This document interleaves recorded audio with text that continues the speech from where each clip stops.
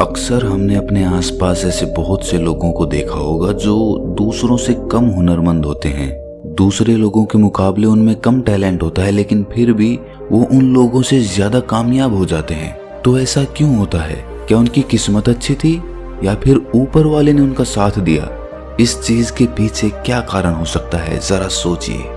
इसके पीछे सबसे मुख्य कारण आलस्य होता है। जी हाँ, कामयाब होने के लिए सिर्फ हुनर नहीं चाहिए, उस काम को करने के लिए जोश और हिम्मत चाहिए।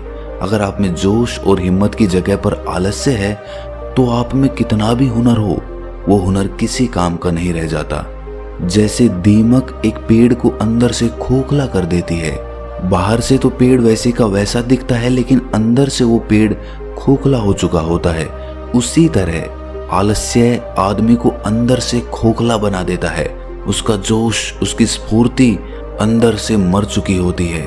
चाहे बाहर से वो आदमी स्वस्थ नजर आए, लेकिन अंदर से आलस्य ने उस दीमक की तरह उस आदमी के शरीर को अंदर से खोखला कर दिया होता है। आज की जो कहानी मैं आपको सुनाने वाला हूँ, उसमें आपको आलस्य के कुछ मुख्य कारण पता चलेंगे और साथ ही आपको आलस्य को हटाने के लिए कुछ यौगिक उपाय बताए जाएंगे। इससे पहले कि आप इस कहानी में खो जाएं, इस चैनल को सब्सक्राइब जरूर कर लें। तो चलिए कहानी शुरू करते हैं। एक बार की बात है, एक आलसी आदमी बुद्ध के पास आकर कहता है कि हे बुद्ध, मैं अपने आप से बहुत परेशान हूँ। मैं बहुत ही आलसी आदमी हूँ, इसीलिए सब लोग मुझे ताने देते रहते हैं। क्या आपके पास कोई ऐसा मार्ग है जिससे मेरा आलस्य दूर हो सके? ये सुनकर बुद्ध ने कहा कि तुम्हें कैसे पता कि तुम आलसी आदमी हो? इस बात का उत्तर देते हुए वो आदमी बोला कि हे बुद्ध, सब लोग मुझसे कहते रहते हैं कि तू बहुत आलसी आदमी है, तुझसे कोई काम ठीक से नहीं होता, तू हर काम को टालता रहता है और भी ना जाने क्या क्या बातें कहते रहते हैं। यहाँ तक कि मेरे परिवार के लोग भी मुझे आलसी आदमी कहकर पुकारते हैं। ये सुनकर बुद्ध उस आदमी से पूछते हैं कि तुम्हारे पास आलसी होने का कोई प्रमाण है? क्या तुम ये सिद्ध कर सकते हो कि तुम एक आलसी आदमी हो? ये सुनकर वो आदमी कहता है कि हे बुद्ध, मैं कभी भी सुबह जल्दी नहीं उठ पाता और हर काम को टालता रहता हूँ।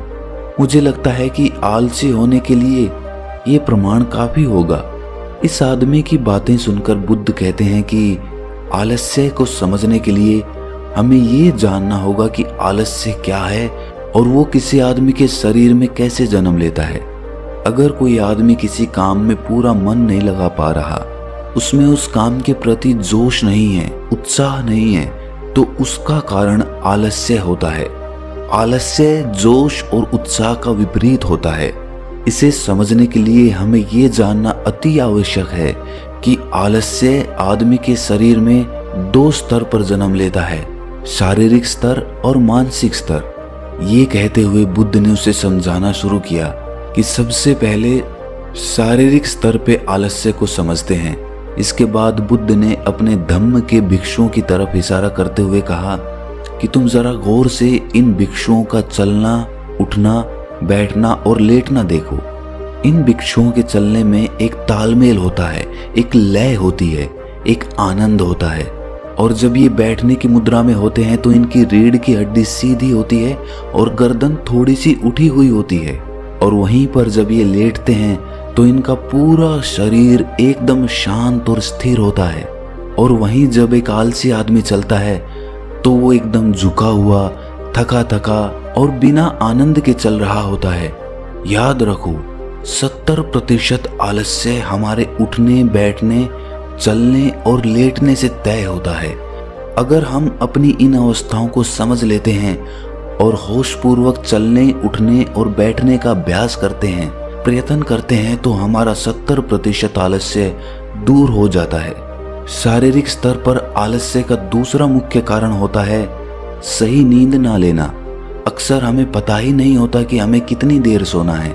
याद रखो, एक मानव शरीर को सीमित समय की नींद लेनी चाहिए। अगर वो सीमित समय से ज्यादा नींद लेता है तो भी वो आलस्य का शिकार होगा, और अगर वो सीमित समय से कम नींद लेता है तो वो आलस्य का शिकार होता ही है। ये सुनकर वो आदमी बोला कि हे बुद्ध, एक मानव शरीर को कितनी नींद लेनी चाहिए? इसका उत्तर देते हुए बुद्ध ने कहा कि एक मानव शरीर को 6 से 8 घंटे की नींद लेनी चाहिए। अगर आपका शरीर ज्यादा थका हुआ नहीं है तो 6 घंटे की नींद, अगर ज्यादा थका हुआ है तो 8 घंटे की नींद। इसी के साथ ये भी ख्याल में रखना चाहिए कि सोने के लिए रात का समय निर्धारित किया गया है। कुछ लोग दिन में ही सो जाते हैं, जिसकी वजह से धीरे धीरे आलस्य उनके अंगों में समाने लगता है। शारीरिक स्तर पे आलस्य का तीसरा मुख्य कारण है सुबह जल्दी ना उठ पाना। पूरी प्रकृति, यहाँ तक कि पेड़ पौधे और पक्षी भी सुबह सूर्य उदय होने से पहले जाग जाते हैं। ये हम पक्षियों को देखकर भी समझ सकते हैं कि प्रकृति ने मनुष्य के जागने का कौन सा समय निर्धारित कर रखा है। अगर हम सुबह जल्दी उठते हैं, सूर्य उदय होने से पहले उठते हैं, तो हमारे शरीर में एक स्फूर्ति होगी, एक ताजगी होगी और हम हर काम में अपना मन लगा पाएंगे। ये सुनकर वो आलसी आदमी बोला कि हे बुद्ध, लेकिन मेरा काम ऐसा है जो मैं रात में कर पाता हूँ। इसी वजह से मैं रात में सही समय पर नहीं सो पाता और सुबह जल्दी नहीं उठ पाता। तो जिन लोगों का काम रात में होता है वो सुबह कैसे जल्दी उठ पाएंगे? ये सुनकर बुद्ध कुछ सोच विचार करते हैं और उसके बाद कहना शुरू करते हैं कि जिन लोगों का काम रात में होता है उन्हें अपना काम पूरा मन लगाकर करना चाहिए, और यदि ऐसे लोग रात में काम करके दिन में भी सोते हैं और सीमित समय की नींद लेते हैं तो वे भी आलस्य से बच सकते हैं। लेकिन रात में जितनी गहरी नींद आती है उतनी गहरी नींद दिन में नहीं आ पाती, क्योंकि दिन में शोर शराबा ज्यादा होता है जिससे आदमी गहरी निद्रा में नहीं जा पाता। इसीलिए जो आदमी दिन में सोता है उसे कुछ ऐसी व्यवस्था करनी चाहिए जिससे बाहर का शोर शराबा उसकी नींद में बाधा ना बन सके। इसके लिए वो अपने कानों में रुई वगैरह ठूंस सकता है जिससे बाहर की आवाज उसके कानों में ना पड़े और वो गहरी निद्रा ले पाए। शारीरिक स्तर पे आलस्य का अगला मुख्य कारण होता है भोजन। सही समय पर और सही भोजन करना शरीर के लिए अति आवश्यक होता है। कुछ लोग ऐसा भोजन करते हैं जिसमें कोई जान ही नहीं होती। अब आप ही सोचिए, जिस खाने में जान ही नहीं है, जिस खाने में ऊर्जा ही नहीं है, वो खाना आपके शरीर को ऊर्जा कैसे दे सकता है? और अगर इंसान ऐसा खाना खाएगा तो उसका शरीर किसी भी काम को करने में प्रतिरोध करेगा ही। अक्सर गलत समय पर उल्टा सीधा भोजन करने से आदमी का मोटापा बढ़ता चला जाता है और एक पतले इंसान के मुकाबले एक भारी शरीर वाले इंसान के शरीर में ज्यादा आलस्य पाने की संभावना हो जाती है।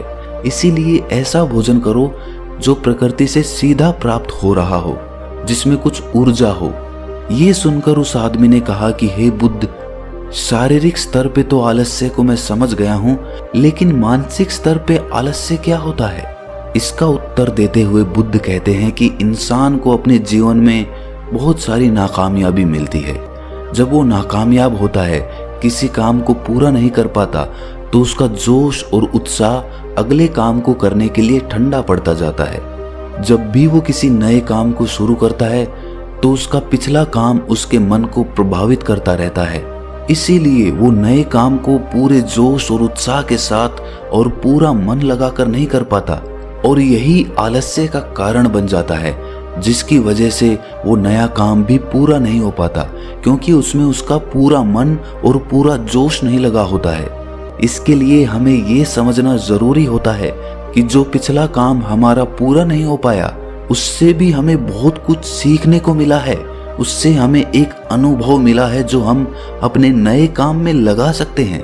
तो पिछले काम के प्रति नकारात्मक नजरिया रखने की बजाय सकारात्मक नजरिया रखेंगे तो आलस्य हमारे मन में नहीं आएगा। मानसिक स्तर पे आलस्य का दूसरा मुख्य कारण होता है लक्ष्य का स्पष्ट ना होना। ये कहकर बुद्ध उस आलसी आदमी से सवाल करते हैं कि मान लो यदि तुम किसी जंगल में फंस गए हो और तुम्हारे पास खाने पीने के लिए कुछ भी नहीं है, तो तुम क्या करोगे? वो आदमी कहता है कि हे बुद्ध, मैं जिंदा रहने के लिए उस जंगल में खाने पीने का सामान ढूंढूंगा। ये सुनकर बुद्ध कहते हैं कि अगर तुम्हें फिर भी खाने पीने का सामान नहीं मिलता तो?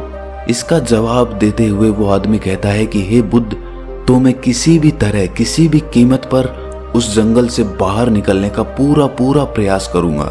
ये सुनकर बुद्ध कहते हैं कि चूंकि वहां पर तुम्हारा लक्ष्य स्पष्ट है, इसीलिए तुम्हारे शरीर में कोई आलस्य नहीं आएगा।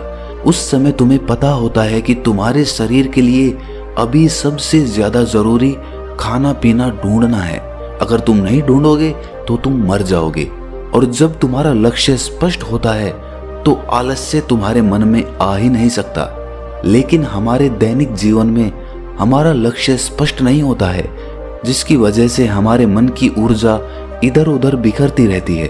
अगर हमारा लक्ष्य स्पष्ट होगा तो कोई आलस्य, कोई ताकत हमें हमारा लक्ष्य प्राप्त करने से नहीं रोक सकती। और इसी तरह अगर किसी काम को करने की हमारे पास कोई ठोस वजह नहीं होती तो भी हम उस काम को टालते रहते हैं। उस काम को करने का हमारा मन ही नहीं करता, क्योंकि हमारे मन में ये बात समाई होती है कि इस काम को करके कुछ फायदा तो होगा नहीं। इसीलिए किसी काम को करने के लिए उसकी ठोस वजह जानना बहुत जरूरी होता है। बहुत सारे लोग व्यायाम करने की अहमियत नहीं समझते हैं, क्योंकि वो इसकी वजह नहीं देख पा रहे हैं। वो सोचते हैं कि व्यायाम करने से क्या फायदा। लेकिन जो आदमी दूरदर्शिता रखता है, जो ये देख पाता है कि अगर मैं आज व्यायाम नहीं करूंगा तो भविष्य में मेरा शरीर कितने रोगों से ग्रस्त हो सकता है, तो ऐसे आदमी के पास स्पष्ट लक्ष्य भी होता है और ठोस वजह भी होती है, और इसीलिए वो लोग व्यायाम भी करते रहते हैं। मानसिक स्तर पर आलस्य का अगला मुख्य कारण होता है आलसी लोगों का साथ। अक्सर कुछ लोग आलसी नहीं होते, लेकिन उनके आसपास के लोग आलसी होते हैं। अगर आपकी संगति में आलसी लोग भरे हुए हैं तो आप भी उनकी तरह हो जाएंगे। आपका भी मन काम करने से भागने लगेगा। आलस्य एक छुआछूत की बीमारी की तरह होता है। जितने ज्यादा आलसी लोगों से आप घिरे हुए हैं, आपका मन उतने ही आलस्य को पकड़ लेगा। मानसिक स्तर पर आलस्य का अगला मुख्य कारण है किसी भी काम को टालते रहना। कुछ लोगों की आदत होती है काम को टालते रहना। आज का काम कल पर, कल का काम परसों पर। हमें ये महसूस भी नहीं होता कि धीरे धीरे यही हमारी आदत बन जाती है, और ये काम को टालने की आदत धीरे धीरे आपको आलसी बना देती है। इसीलिए किसी भी काम को कल पर मत टालो। और सबसे आखिर में बुद्ध ने कहा कि किसी भी काम को करने के लिए आपके पास उम्मीद होनी चाहिए, उत्साह और जोश होना चाहिए। हर काम को नया काम समझ के करना चाहिए। इसके बाद बुद्ध ने उस आलसी आदमी से कहा कि याद रखना, अगर तुम्हारे पास कोई स्पष्ट लक्ष्य है और उसे करने के लिए तुम्हारे पास कोई ठोस वजह भी है, तो दुनिया की कोई ताकत तुम्हें वो काम करने से नहीं रोक सकती। दोस्तों, जीवन में अगर कुछ हासिल करना है तो हमारे पास सिर्फ आज का ही समय है। ये मत सोचो कि कल आएगा।